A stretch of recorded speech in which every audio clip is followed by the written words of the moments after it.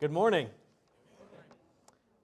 Welcome to Lakeside Church of Christ, and welcome to our Bible class this morning. We're excited to continue to study God's Word. And this morning we are studying in the book of Genesis. So we'll be picking up in Genesis chapter 5.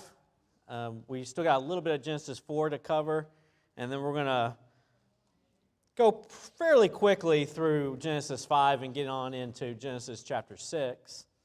And a little trivia for you. What happens in Genesis chapter 6? Somebody knows. No, don't look. Huh? Genesis 6. The flood. Yes, thank you. Thank you. So the flood, and we're going to get into that today, and we got to get kind of moving if we're going to cover half of Genesis this quarter. So we're excited for that. If you remember, we talked about the beginning for a couple of weeks, and how God brought what? What were some of the things that God brought to a dark and void place? What? Order. Yes, brought order. What else? Light. What was another one? Order, light. Separation, right? And that would kind of maybe fall into the kind of the order category, right? And making distinctions between things, creating different kinds, right? Bringing that order and structure to the world when it was just a chaotic place before, right? It was dark, it was void. And what else? Plants, animals, and man. We summed that up in kind of saying He brought life, right? A place that was empty, it was void of life. And God brought that into there. So He did. He brought all these good things. And He even said that, didn't He? Evening, morning, the first day, and God would say it was good. And then when He got to kind of the peak of His creation in man, He said it was very good. And started even defining for us, right? Good and evil. And had the tree of knowledge of good and evil. We saw that. Man was tempted by the serpent, chose to do evil, sinned, fell short of the glory of God, and brought back some of those things that God was actively trying to create against, we might say, when He brought life and order and goodness to the world. And here man is reversing that, isn't he? He's bringing back darkness. He's bringing back death, right? That was going to be the consequence, death.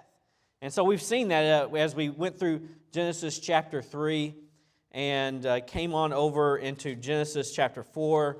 We're introduced to Cain and Abel, the two sons of Adam and Eve, Cain and Abel. We talked about their offering and their sacrifice. We talked about who kind of they were as individuals.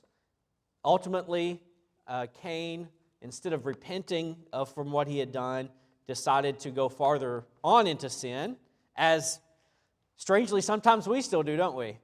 Instead of just repenting and confessing what we have done and making that change, we end up going even farther off into sin and going into more sin. And so that's what Cain does. He eventually kills his brother Abel. God approaches him, punishes him, basically says, you like working the ground, you're not going to be able to do that anymore because you're not going to be able to produce anything. And so, God has given out that punishment. So Cain took off, and then we learned that Cain took to him a wife, and then he had children, and those children had children, and eventually we got down to Lamech there in Genesis chapter 4. And we kind of ended very quickly at the end of Genesis chapter 4 in verse 23, where Lamech puts together a little song for us. Well, for his wives, it says. The way this is written, it's written as a song. So this was something that Lamech would go around, I guess, and sing, right? And wanted other people maybe to sing about him. And so he said this to his wives, Ada and Zillah, hear my voice. Wives of Lamech, listen to my speech. For I have killed a man for wounding me, even a young man for hurting me. If Cain shall be avenged sevenfold, then Lamech 77-fold. And so Lamech, and we don't get from this that Lamech is saying, well, I'm nicer than Cain. I had good cause for what I did. No, Lamech is bragging, bragging about what he has done and saying, you thought Cain was bad. You thought Cain was a bad guy. Look at me. Someone hurts me or offends me, I'm going to put him in the ground, right? There's going to be bloodshed.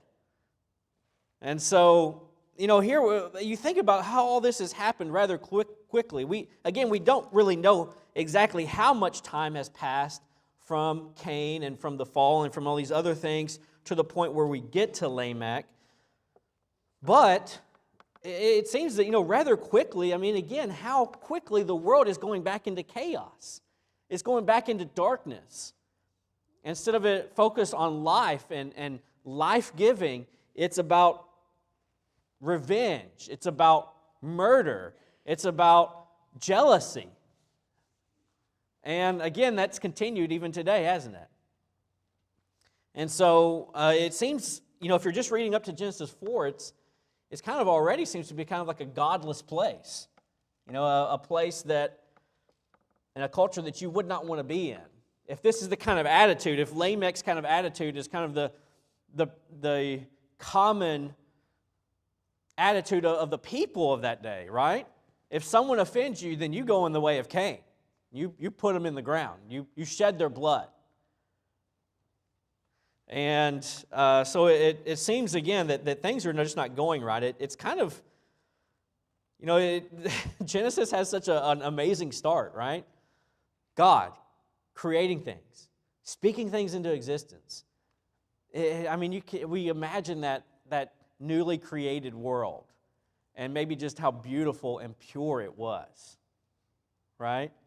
Think of, places like without toxins and like all these chemicals and waters that are not polluted. Air. Could you imagine the freshness of that air? I just can't imagine that. We're used to breathing in all kinds of stuff, right? And sometimes if you live like in a city or something, you go way out into the country somewhere, it's like, oh, the air is just so fresh here.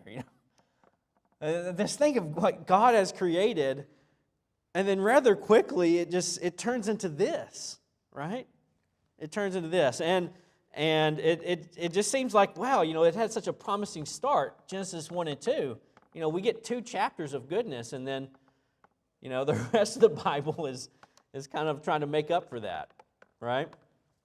And so Lamech gives this song, and then it goes on to say in Genesis chapter 4, and Adam knew his wife again, and she bore a son and named him Seth. For God has appointed another seed for me instead of Abel, whom Cain killed. And so remember, Genesis 3:15, God gave what promise to the woman? What was the promise? Huh? Well, it was to, I said to the woman, but to the serpent, right? Right, yeah, that the woman would bring forth a seed, right? And that seed would bruise, right? He would bruise his heel in crushing the head of the serpent. And so here we bring up this seed promise again. And you're going to see that on throughout Genesis, right? This promise of through your seed, such and such will happen. And so there's kind of always still this idea, right? This main storyline moving through Genesis, because Genesis is going to be all over the place with these different kind of stories. And boy, there are a lot of interesting accounts that happen in the book of Genesis. Just some strange things, some awful things, some pretty amazing things that happen in Genesis. And because of that, because there are so many, I would say, just cool stories in the book of Genesis, you can kind of lose sight as what everything is moving towards. And we can't lose sight of that as we move through Genesis, that this is about that seed promise. And as we go on through the Old Testament, it's still, again, about that seed promise. And that's why everything, and that's why, the New Testament writers could say everything was pointing to Christ. Everything was pointing to Him. And that's true in the beginning in Genesis. And so here is Seth. God has given her another seed instead of Abel. And it says in verse 26, "And as for Seth, to him also a son was born, and he named him Enosh. And then men began to call on the name of the Lord." So again, we have this darkness, we have this evil, but still there's also this kind of separation. As God in the beginning, right, spoke light into existence, and He separated the darkness from the light, didn't He? And then eventually He gave us the sun, the moon, the stars, and all these things, and we had this separation, right, in the evening and the morning, right, the night and the day, and the difference between darkness and light. So you are going to see the darkness of humanity. It has come into the world. Man himself has brought this darkness into what God has created as a beautiful, good, light, life-giving place. Man brought the darkness into that. And Satan, through his temptation to man, brought that into the world. But we're still going to see that. We're going to see extreme darkness in Genesis from the stories that are told, some awful things, but then we're also going to see these glimpses of light. So as we go on, Genesis chapter 5 is just a genealogy. It's a genealogy of the family of Adam, and that's what it says. Verse 1, chapter 5, "This is the book of the genealogy of Adam." And if you've ever read a genealogy in the Bible, you know you're in for a real treat, right? Especially if you have to stand up in front of everybody and try to read a genealogy from the Bible. And so we are going to attempt a little bit of that today, but we do kind of have to move through this. So again, what it's basically saying here is, we think, well, these genealogy. I mean, we get to the New Testament, right? The beginning, kind of the genesis of the New Testament, Matthew. And Matthew starts out by doing what? Giving us a genealogy, a list of very hard names to read. And you might think, man, why would you start off a New Testament that way? People want to skip ahead and go straight to the New Testament and read, and now they got to try to read all these names? But it's important because, again, remember, what are we remembering? What's going on throughout the Scriptures? The seed, right? It's important. And from the very beginning, they keep record, they keep track of the offspring because the offspring are important. They are the seed. They are the ones that are come after, waiting for that day when things will be restored. And so, genealogy of Adam, in that day God created man. He made him in the likeness of God. So again, that hasn't changed. God created us in His likeness. We are still created in the likeness of God. He created them male and female and blessed them and called them mankind in the day that they were created. And Adam lived 130 years and begot a son in his own likeness after his image and named him Seth. So again, here it starts with Seth because that's who the seed promise is going to come through. And Chris. Where are we at? Hi. Oh, there we go. There. And, with Matthew starting off with the genealogy and the genealogy here, it matters, it matters to the audience of of the intended readers of those letters and of this. Obviously, it was important to the Jews to know the genealogy in Matthew and here in Genesis because they were big advocates of that. It was vitally important for them, but for us, we can see the lines, we can see how God structured everything, and pull that away from it. But I agree that when you're going through it can be rather arduous. Yeah, it very well can be. But we have to remember in this that it's very important. It's important for the Christian, right? Because those genealogies are in the New Testament. Matthew has one, Luke has one, and so those genealogies are important for us as well. What's really cool, and we'll just make a brief comment about this. What's really cool is when you do get to those genealogies in Matthew and Luke, that go back and maybe look about some of the stories about these people in the Old Testament, right? Even, some of them from the book of Genesis, and how interesting that is. I mean, the fact that Rahab is in the genealogy of Jesus, that's pretty interesting. That's pretty cool. And so we don't have a lot of information on everybody in that genealogy. It's kind of like some of the ones in this genealogy. It just mentions them and moves on. The region that just kind of mentions them and moves on it's just about keeping track of the seed, right? About that seed promise.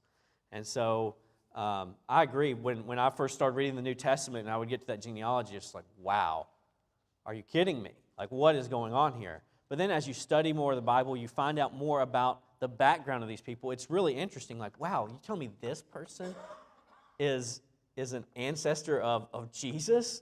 Right? Now, that's really interesting. And not all of them were, good people, right? And so it's really interesting to look at that. But let's get back here to the text. So he lived 130 years and had a son, named him Seth. After he begot Seth, the days of Adam were 800 years, and he had sons and daughters. So all the days that Adam lived were 930 years, and he died. Seth lived 105 years, and he begot Enosh. So again, the days here, the lifespan of someone in this time is obviously longer than what we have today. There are a lot of scientific answers to that. If you go to, for example, like Apologetics Press, they have a lot of information on why that might be. Again, you think about things that shorten our lifespan today, cancer, unhealthy eating, right? They probably weren't sitting around eating pizza and donuts like I like to do all the time. There's all kinds of things. Also, this is before the flood. There's waters above the earth that are going to be released. There's just go look there. I'm not that guy to tell you all about that. But there is some explanations for why these people live so long. And then what we're going to see after the flood, that it really starts tapering off fairly quickly to where people are not living that long anymore after the flood. And so that flood that's coming up in Genesis 6, seems to be a kind of a key component to that. That whatever happened in God releasing all those waters affected the lifespan of the people of the earth. And so here, they are living a long time. If having a child at 130 years or 105 years sounds crazy to you, well, it was a different time, right? They hadn't even hit middle age yet. When you think you live 900 years old, you're 100, right? 1/9 of your life. I mean, you're still what do they call it, wet behind the ears? That's what my grandfather would say. Still wet behind the ears. I don't even know what that means, but I guess that means I'm like a baby. I don't know. But they were still young. That's crazy. I mean, they were young people at that age. And so, again, there's a lot of, go to apologeticspress.com and you'll find some information on that. So Enosh lived 90 years and begot Canaan. Again, he was a young man when he had a kid. After he begot Canaan, Enosh lived 815 years and had sons and daughters. So all the days of Enosh were 905 years, and he died. Canaan then lived 70 years, and he begot Mahalalel. And he begot Mahalalel. After he begot Mahalalel, Canaan lived 840 years and sons and daughters. So all the days of Canaan were 110 years, and he died. And Mahalalel lived 65 years and begot Jared. And he begot Jared. He lived a long time. Verse 18, Jared had a kid, Enoch. After he begot Enoch, Jared lived 800 years and sons and daughters. So all the days of Jared were 962 years, and he died.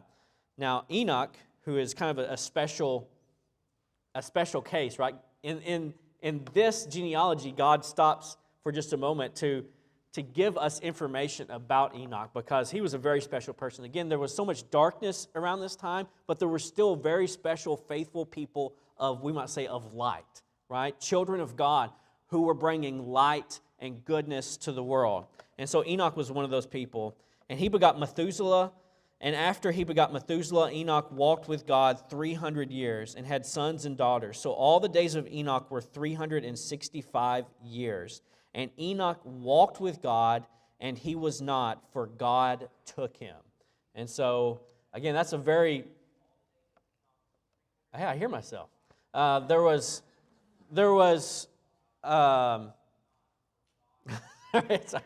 it's okay. I can't think now. What was I going to say? I'm talking to myself. Yeah, thank you. Enoch was taken up, right? And again, a very special, faithful person of God. And again, we see that. There's darkness in the world, but there are still these faithful people. Methuselah is important. Why is Methuselah kind of important? All right, yeah, it's the oldest man, at least as far as we have in the genealogy, right? God's not here with recording, the Guinness Book of World Records, right? That's not, I don't know if that's, the reason God was putting this in here or not, but it's about the seed line, right? It's not about, hey, look at how old these guys, or how long these guys could live.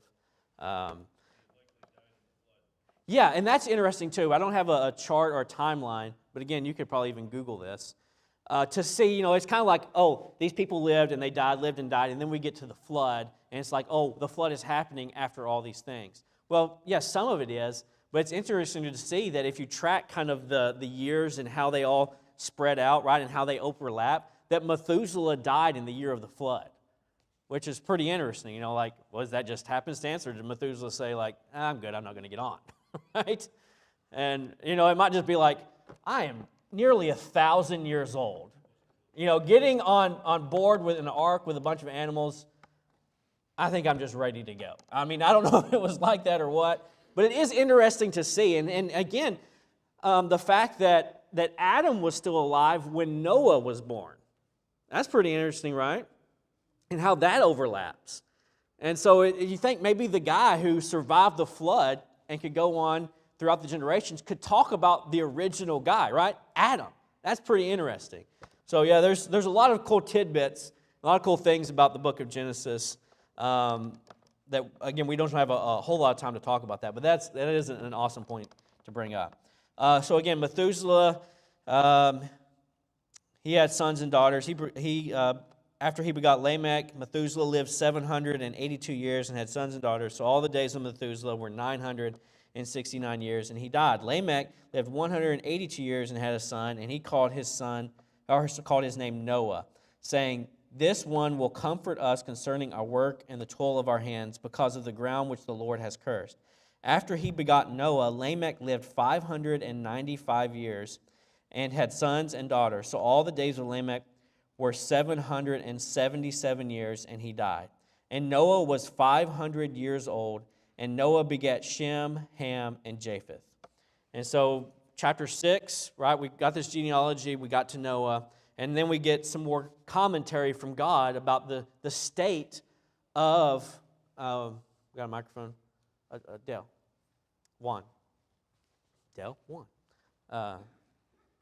We get some more commentary just on the state of the world here, right? A lot of this happened. Some years have passed, right? It's been like 1,000 years since the world was created. So a lot of time has passed, even though people are living much longer.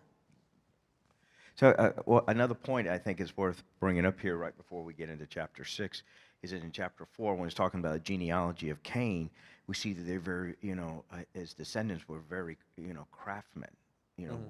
They actually, had bronze and iron work. So often we like to act like, oh, we're only smart now. They were very, very smart. And, we just have the advantages that we get to build on somebody else's knowledge, but they were, the evolutionists would like to say, the Stone Age, and there is some credence to that post Tower of Babel, because they became nomads at first. So you probably had people living in caves and things of that nature, but they were very, very smart and crafty, and that probably, and Noah probably learned of this technology when he built the ark. Right. So yes, and to their credit, they were very advanced as far as the things that they were capable of doing. Again, Noah, yes, under the instruction of God and what he was given, but was still able to prepare an ark that could fit all these animals and his family and others on it. And so, yes, I mean, you think about the information and the knowledge and the wisdom that you could pass on if you live to be that old, right? Now, if we want to learn from someone who lived 900 years ago, we have the advantage that many people did not throughout history of being able to go and to read about that person, right? We can have 1,000 years, 2,000 years worth of wisdom and knowledge passed on us and be able to read it today. But throughout most of history, that wasn't true, right? And so that would slow things down a lot, especially if you have people not living as long. Things aren't able to be recorded and just widespread, mass-produced for everyone to read. That would slow things down. But again, that's not happening right now. Again, I'm having a little trouble with this, I'm going to go ask my 900-year-old great-great-great-great-great-great-great-great-great-grandfather kind of what he's seen over the years, right? And so that could be an advantage, right? You have nearly 1,000 years worth of experience that you can just access. That would be pretty neat. And so again, they're learning things. They're able to build things. They're constructing things. We even see that again, like we said, with the Tower of Babel. They start to construct things and build a great tower during that time. But again, we're getting ahead of ourselves. So it says in Genesis chapter 6 and verse 1, "Now it came to pass that when men began to multiply on the face of the earth, and daughters were born to them, that the sons of God saw the daughters of men, that they were beautiful, and they took wives for themselves of all whom they chose." So again, the sons of God, daughters of men. Who is that? What is that? Okay, so here's the theories. We're not going to spend a lot of time on it, but here's the theories. Sons of God, faithful people. Daughters of men, right? Sons of God, daughters of men, right? It's kind of like a darkness light kind of thing again, right? Faithful, unfaithful. I mean, I would much rather, and it has nothing to do with male and female here. I would much be rather called a son or daughter of God, right, than a son or daughter of man. And so, and we're going to kind of see that because of whatever this union was, it brought this, right? It brought sin into the world. Okay, the other kind of theory is sons of God are angels, daughters of men are human women, right? And there was this union between them, and because of that union, there was sin, but there were also giants brought into the world. So again, I will refer you to Apologia Express. They have some good information on that as well. My belief is this is just faithful children of God who are marrying people and going off into families who are not faithful children of God, because those exist. We just read a whole genealogy kind of people who were not faithfully following God, kind of these descendants of Cain, right? And it's true throughout the rest of the Bible. I mean, throughout the rest of the Bible, you don't see angels that are going and coming down and having relationships with women, right? I mean, there would be nothing to suggest that this should be a one-time occurrence, right? I'm sure there could be if an angel could do it once, I don't know why, an angel here couldn't do it again.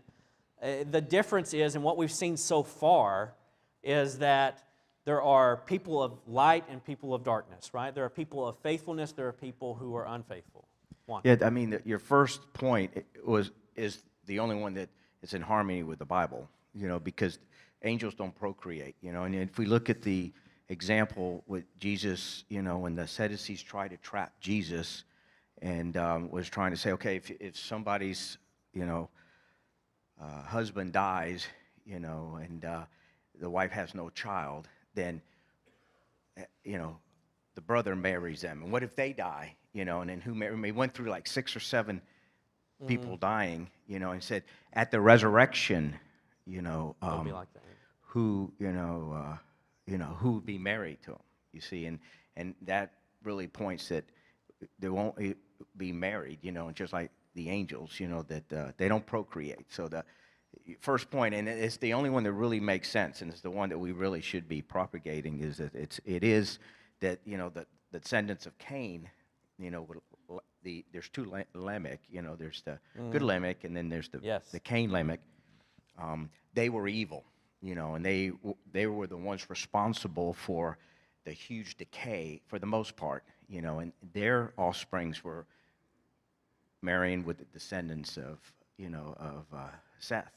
Yeah, and it seems so like that's the only one that really makes sense and is in harmony with the Bible. right, and it seems like because of the two genealogies that they are mainly staying apart from one another. Well, and then all of a sudden in Genesis chapter 6, it seems that they are somehow now coming together, right? You have one side looking at the other saying, hey, they got some pretty women over there, And the other thing is that the world, Christendom, is really teaching the other a lot.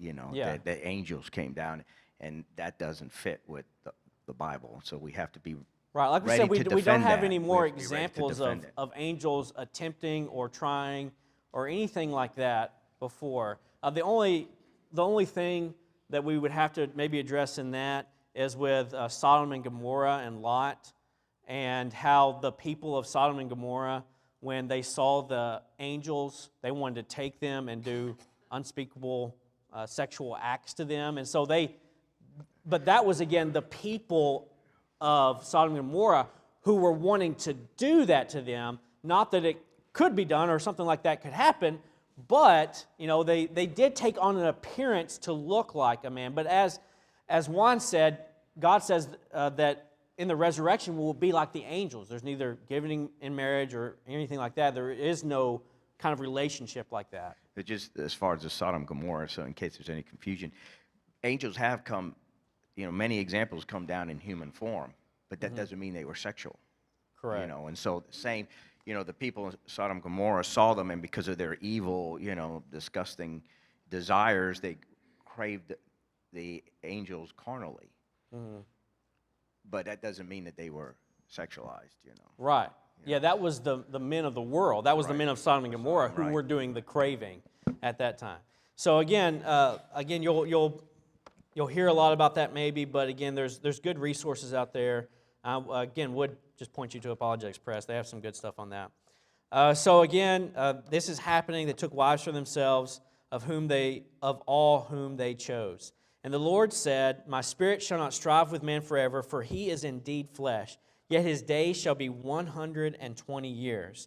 There were giants on the earth in those days, and also afterward, when the sons of God came into the daughters of men, and they bore children to them. Those were the mighty men who were of old, men of renown." So again, that's kind of where they get this idea of possibly the idea of angelic and human procreation, and from that giants came. But all we know for sure is that, yes, out of some of these marriages, there were giants that came from the land. At least they could look back and say, these people over here that we know about now, that were giants in the land, that are giants in the land, they are descendants from these people, right? And he was speaking of, at the time of this, when Moses was penning this and writing this down, there were giants in the land. And so he could point to them and say, hey, you want proof that this happened, right? You want proof that this was real. There are still giants in the land, right? This wasn't just, there were giants in the land pre-flood. He says, no, it's true that even after the flood, we have that as being here in existence today. And so you look at, and sometimes we get confused on what a giant might be. We have people that are alive in this world today that would be considered a giant, as far as the size that is similar to that of what Goliath would be, right? There are some very tall, massive people that are gigantic in this world. So my uncle, my aunt married and her husband. So my uncle now, his side of the family, all very tall. One of his brothers is 6'10", just towers over me. He is a giant, right? He's 6'10". He's a giant, and just very big, stocky dude. He just could crush me easily.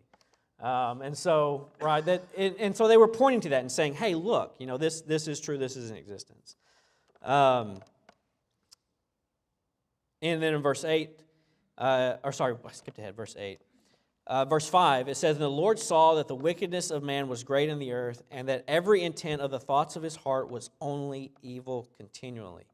And the Lord was sorry that he had made man on the earth, and he was grieved in his heart. So the Lord said, I will destroy man whom I have created from the face of the earth, both man and beast, creeping thing and birds of the air, for I am sorry that I have made them."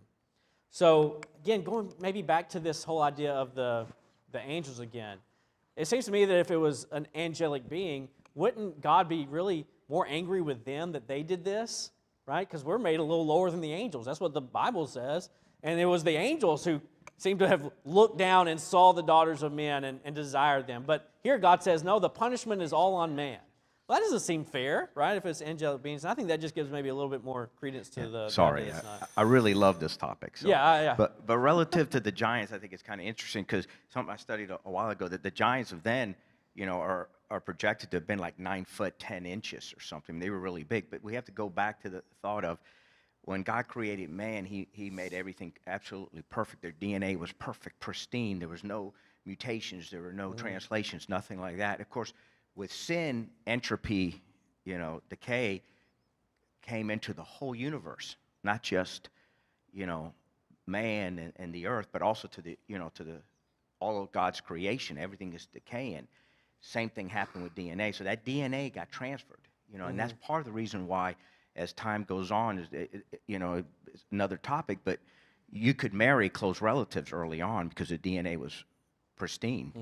By the time you get to Moses and the law, that was outlawed because by then DNA was corrupted enough that you can have all these mutations on it, but it wasn't early on. And same with the genes were there and were transferred, and we don't know what relatives, the wives of Noah's, came from. They could have had some genealogy from Cain's, they came with. We don't, it's not said. Right. But that DNA is there and it's deteriorating, and that's why we live less, and not to mention the changes that occur after the flood with radiation and everything else. Yes. But anyway, the giants were actually thought to be, not like real tall people like myself right now, Sure. So. But they were like 9 feet, 9 feet, 10 inches. Now we say, if you have somebody close to 7.5 feet, they're huge, but they were even bigger than that. Right, So. and Juan's a good source of that. He has a lot of information. Yeah. So, all right, so all this is happening. Again, God sees the hearts of men. He knows their hearts, and he looks at them and says, they're only evil continually. I'm going to give them 120 years, right? And that's ultimately what the 120 years mean. It's not about the lifespan of a person. I'm going to give them 120 years, which is very generous. But God would do that. In fact, after this, when he brings Abraham to the land of Canaan, and he says, hey, I'm going to give this to you and to your descendants. But he says basically, but not right now.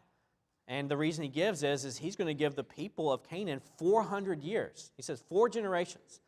I'm going to give them 4 generations, and after 4 generations, then I will give you the land. He gave them 400 years to repent, right? To change. And that's similar to what God's doing here. You got 120 years to turn this around, right? 120 years to change, to correct that. Because we know that God is willing to show grace. Because that's the very next thing that comes out of the text in verse 8 is, but Noah found grace in the eyes of the Lord. Now, what we're going to read from after this is that Noah seemed to be a very faithful and obedient man of God. But yet he still needed grace, didn't he? I think that's very important for us. We can follow God's word as meticulously, right, and faithfully as we can. That's our desire, to do that. But we still need grace. There will never come a time when we don't need grace. And so, but Noah did find grace in the eyes of the Lord. So he found grace, and then what happened? He's given a ministry and a mission, right? And that's similar to us today. We find grace in the eyes of the Lord. We obey the gospel. We do what he says to be saved, but we're also given a mission and a ministry. And that's what Noah was given. And it says, this is the genealogy of Noah. Noah is a just man, perfect in his generations. So this again, we know that perfect doesn't mean sinlessly perfect, or why would Noah have to find grace, right? We know that Noah is not a perfect man, especially because what happens after the flood. We see that there's sin there and sin in his own household. But God could look at him and say, yes, this is a good man, this is a just man, this is a faithful man. Or he might say perfect, right? Not sinlessly perfect, but he's really good. We can put it at that. So, verse 9, again, he is perfect in his generations. And then it says, Noah walked with God. Again, who was the last person that God said that about? Enoch, right? Back in chapter 5. So we see here that Noah is kind of following in the footsteps of Enoch, who himself was walking with God. And again, Enoch would have, if I have this right, Enoch would have been alive when Noah was born. And so we think about, again, just that idea or the stories that Noah would have heard about Enoch. And then he begat 3 sons, Shem, Ham, and Japheth. The earth was also corrupt before God, and the earth was filled with violence. So God looked upon the earth, and indeed it was corrupt, for all flesh had corrupted their way on the earth. All right, we'll have to pick up there next week. We're going to get through the flood, and then talk about what happens after the flood, and eventually land on Abraham, get to him. All right, thank you.